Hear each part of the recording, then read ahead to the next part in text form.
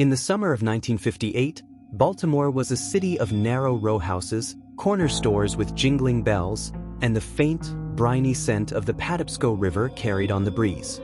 For 12-year-old Tommy Callahan, the world was a patchwork of familiar streets and whispered secrets, but no place felt more like home than Loudon Park Cemetery.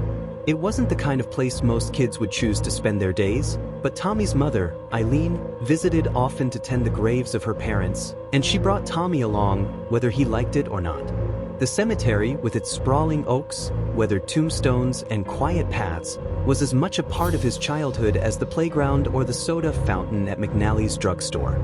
He'd wander among the graves, tracing names etched in stone, imagining the lives behind them, while Eileen murmured to the dead and his father, Frank, leaned against the car, smoking a cigarette. Loudon Park wasn't just a place of mourning for Tommy, it was a strange kind of sanctuary, a world apart from the cramped chaos of the Callahan house in Irvington. Eileen had a gift for storytelling, the kind that could make you believe the impossible. She'd spin tales with a glint in her green eyes, stretching the truth until it shimmered like a mirage. Her favorite story was about a statue in Loudon Park, an angel carved from pale stone, sitting on a pedestal with a book open in her lap. "That's Black Aggie," she'd say, her voice low and teasing. "Not the one they talk about in Druid Ridge Cemetery, mind you. This one's the real deal. Misbehave, Tommy, and she'll come for you at midnight, her eyes glowing red as fire." Tommy's older brother, Joe, and sister, Maggie, scoffed at her stories. At 17 and 15, they were too old for what they called Eileen's nonsense. But Tommy, with his head full of horror comics and radio serials, wasn't so sure. The angel statue was beautiful, her wings folded, her right arm propped under her chin as if lost in thought. She didn't look like a monster, but when the sun dipped low and the cemetery grew still, Tommy could almost imagine her standing up, her stone face turning to watch him. One humid August afternoon, Tommy found himself alone by the angel statue, kicking at a pile of leaves while Eileen and Frank lingered near the car. They'd come to lay flowers on Grandma and Grandpa's graves, just the three of them, though Joe and Maggie sometimes tagged along. Tommy was used to their routine, but he wasn't prepared for what happened next. He heard the rumble of the car engine and looked up just in time to see his dad's silver Ford Crestline disappear over a hill. His stomach twisted. This was their game, a cruel prank Eileen loved to play. They'd drive off a little ways, leaving Tommy alone among the graves, waiting for him to panic. Eileen thought it was hilarious, the way he'd run after them, shouting, his voice echoing off the tombstones. Frank went along with it, though he never laughed as hard as she did. Tommy hated it, the way his heart raced, the way he felt small and abandoned. But this time, he was done crying. He was 12 now, practically grown. He crossed his arms and glared at the statue. "They think they're so funny," he muttered. The angel stared back, her stone eyes blank but somehow kind. Tommy stood there, feeling the weight of the empty cemetery, the silence broken only by the rustle of leaves. He studied the statue, noticing the way her hand rested under her chin, casual and calm. "You're kind of pretty," he said absently, then blushed, feeling foolish for talking to a statue. That's when he heard it, a soft giggle, like a girl trying not to laugh. He spun around, his heart leaping into his throat. The cemetery was empty, the rows of graves stretching out under the fading light. "Mom?" he called, his voice cracking. No answer. He checked behind a nearby obelisk, its carved wreath looming in the dusk. Nothing. The giggle came again, faint but closer, and Tommy's skin prickled. He backed away from the statue, his eyes darting to the glen where a creek cut through the woods at the edge of the cemetery. Something moved down there, a shadow gliding between the trees. It wasn't his mom or dad. It wasn't anyone he knew. He should have run. Any sensible kid would have bolted for the gate, screaming for his parents. But something about the shadow felt familiar, like a face he'd seen in a dream. It wasn't friendly exactly, but it didn't feel like it wanted to hurt him either. Just there watching? Tommy took a step toward the glen, then another, his sneakers crunching on the gravel path. The air grew colder as he neared the creek, where a narrow wooden bridge spanned the water. He'd crossed it before, but never alone, and never with this strange pull in his chest, like the shadow was calling him closer. The figure stood near the bridge, draped in black robes, a hood hiding its face. Tommy's breath caught. "Who are you?" he whispered. No answer, but the air seemed to hum with a quiet energy, like the moment before a storm. "You're her, aren't you?" he said, his voice barely audible. "Black Aggie?" The figure didn't move, but Tommy swore he heard that giggle again, soft and teasing, coming from under the bridge. He crept to the edge of the creek and peered beneath the planks. Nothing but shadows and the glint of water. But the giggle lingered in his mind, and with it came an idea. If he hid under the bridge, his parents wouldn't find him when they came back. He could turn their prank against them, make them worry for once. Grinning, he scrambled under the bridge, wedging himself into a dry spot where the bank sloped up. The creek gurgled beside him, and he waited, his heart pounding with a mix of fear and excitement. Minutes passed, maybe 20, before he heard Eileen's voice calling his name. "Tommy, where are you, you little brat?" There was a hint of worry under her usual sharpness. Tommy stayed put, biting his lip to keep from laughing. Footsteps crunched above, and he heard Frank mutter, "He's probably fine, Eileen." When Tommy finally climbed out, muddy and triumphant, Eileen was furious. She screamed at him the whole drive home, her face red as she gripped the steering wheel. Tommy didn't care. For the first time, he'd outsmarted her. That night, as he lay in bed, he whispered a quiet, "Thanks, Aggie," to the darkness, half convinced the statue had helped him. From that day on, Eileen's threats about Black Aggie lost their power. But Tommy's story with the mysterious figure was far from over. 2 years later, on Halloween 1960, Tommy was 14 and free to roam Baltimore without supervision. Dressed as a zombie, with green face paint and torn clothes, he ran wild through Irvington, a pillowcase heavy with candy slung over his shoulder. The streets were alive with kids in costumes, their laughter mixing with the rustle of autumn leaves. At one point, Tommy ran into Joe, now 19, who was out with his girlfriend, Sarah, and a couple of their friends. Joe and Tommy didn't always get along. Joe was cool, distant, always teasing, but that night, something was different.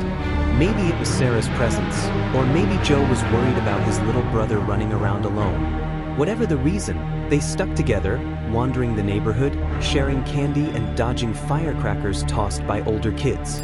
Sarah was sweet, with a warm smile and a knack for keeping Joe in line. His friends, though, were trouble.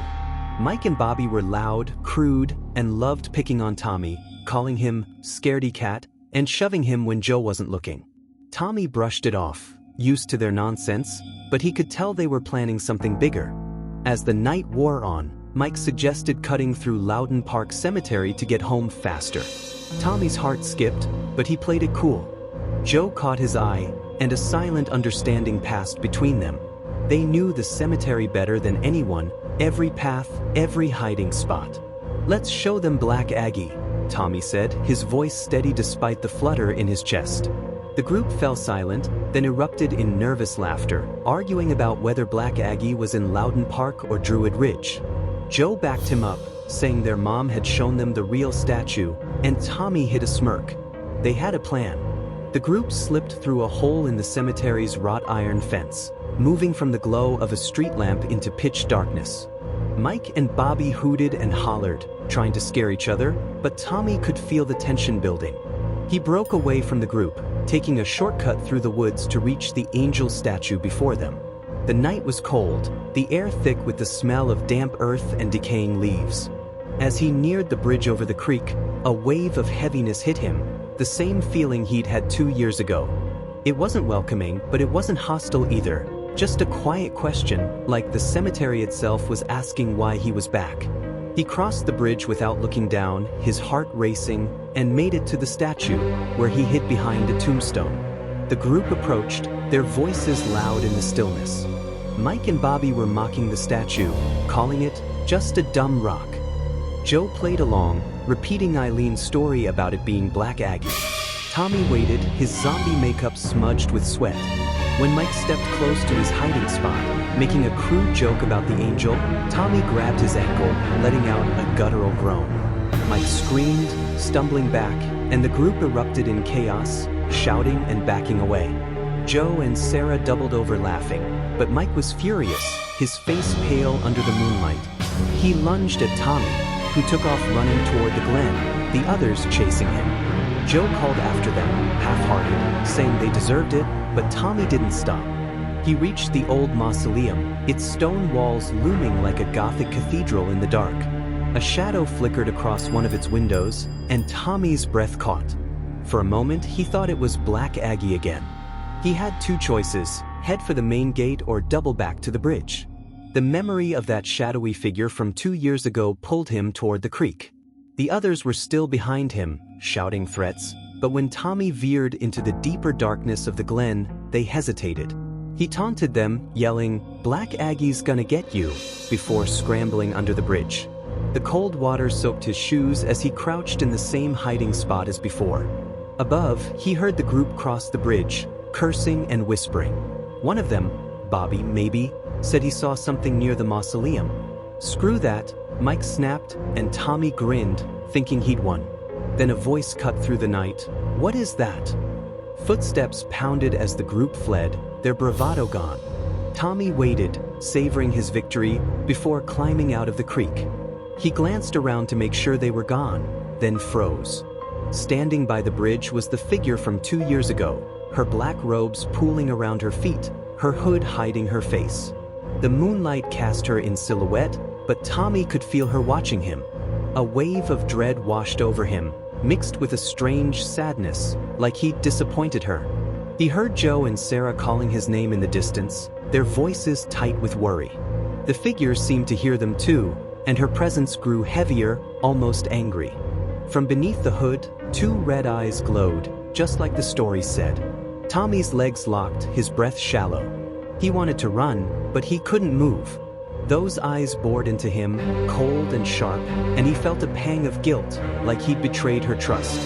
"I thought we were friends," he whispered, his voice trembling.